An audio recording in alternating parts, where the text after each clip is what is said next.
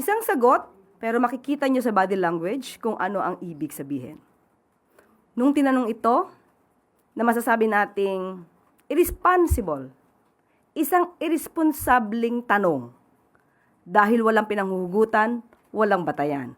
Itinanong sa kanya, ano masasabi patungkol sa di umanong lumalalang kalusugan ng Pangulo. Doon pa lang sa word na lumalalang kalusugan, alam natin na walang basihan. Pero itinanong pa rin sa kanya. Kaya ang nakuha rin natin sa Vice Presidente ay isang irresponsableng sagot. Good luck.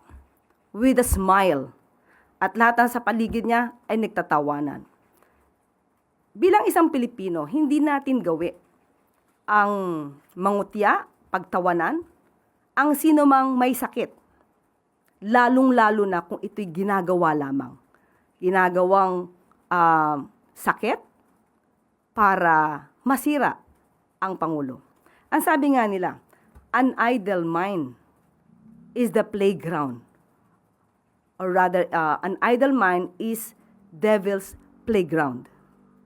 So makikita natin, tumawa, is that a last laugh mentality or mockery of misery?